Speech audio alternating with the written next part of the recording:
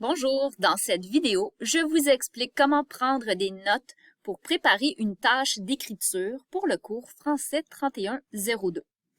Donc avant d'écrire, vous devez obligatoirement planifier votre écriture en remplissant ce qu'on appelle une prise de notes. À quoi sert la prise de notes? À faire la liste de vos idées. Comment faire sa prise de notes?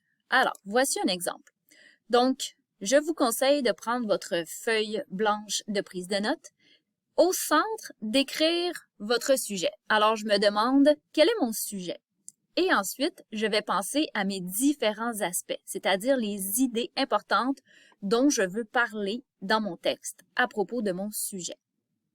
Voyons un petit exemple.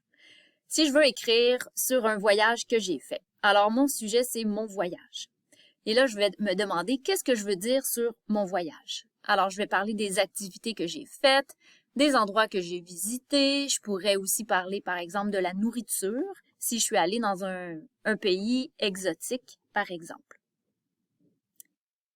Ce qui est important de se souvenir, c'est que la prise de notes sert à écrire des idées importantes sous forme de mots-clés seulement. On ne doit pas mettre de phrases complètes. On n'écrit pas notre texte, on fait notre liste d'idées, donc des mots-clés seulement. Alors, continuons avec notre exemple de voyage. Donc, au niveau des activités, je vais venir écrire des mots-clés. Par exemple, si j'ai fait de la plongée sous-marine, de la baignade, du vélo, de la lecture. Donc là, je vais écrire ici les détails, les mots-clés. Pour les endroits visités, je pourrais par exemple écrire comme détail les sites historiques. Je pourrais même aller jusqu'à les mentionner, donner leur nom. Je pourrais dire, j'ai visité des boutiques. Et je pourrais encore développer un peu plus en détail chacune de ces idées. Pour la nourriture, par exemple, je peux écrire que j'ai mangé du riz, beaucoup de poissons, bref, des détails. Donc, on va écrire le plus de détails possible. Plus on a des détails, plus ça va être facile d'écrire notre texte par la suite. Je manque d'idées, évidemment, il faut que je me questionne qu'est-ce que je pourrais ajouter. Donc, si je parle de mon voyage, je pourrais dire où est-ce que je suis allée, quand est-ce que j'ai fait ce voyage-là, avec qui j'y suis allée. Je pourrais aussi parler du moyen de transport, si j'ai pris l'avion, si je suis allée en train, en bateau, comment ça s'est passé. Donc là, on va vraiment faire un remue-ménage pour venir écrire tout ce qu'on veut dire sur notre sujet. Et là, je vous rassure, les idées que vous notez, vous n'êtes pas obligé de toutes les mettre dans votre texte. C'est comme une liste d'épicerie. Vous choisissez ce que vous voulez. Vous avez le droit de changer d'idée par la suite. Alors, testez vos compétences. On va voir si vous avez bien compris. Je vais vous présenter des exemples de prise de notes et vous allez devoir dire si ça correspond ou non à ce qu'il faut faire. Alors, sujet choisi, la fête de ma grand-mère.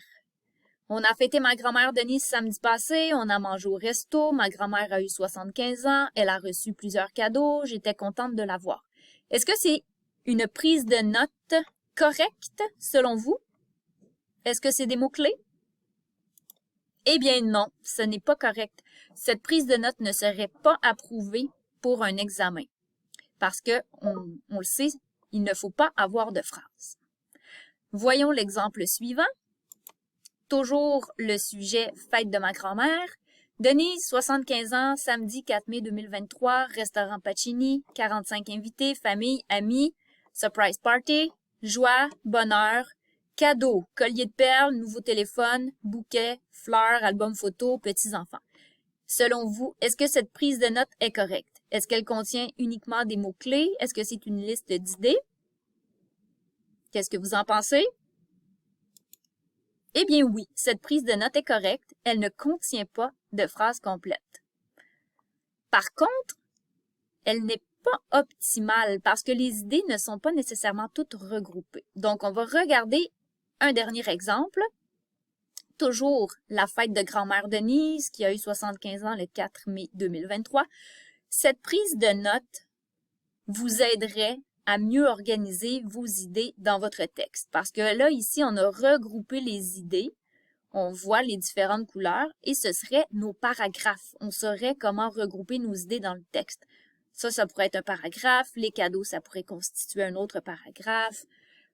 Donc, cette prise de notes, elle est vraiment plus performante que celle-ci, mais toutes les deux sont correctes. Donc, vous organisez votre liste d'idées selon ce qui vous convient. Si vous voulez faire une liste ou si vous voulez faire ce qu'on appelle un organisateur graphique, c'est à votre choix. En résumé, la prise de notes, c'est planifier les idées de mon texte, utiliser uniquement des mots-clés, pas de phrases, c'est interdit. Alors, j'espère que cette vidéo vous a aidé. N'hésitez pas à me faire signe si vous avez besoin d'explications supplémentaires.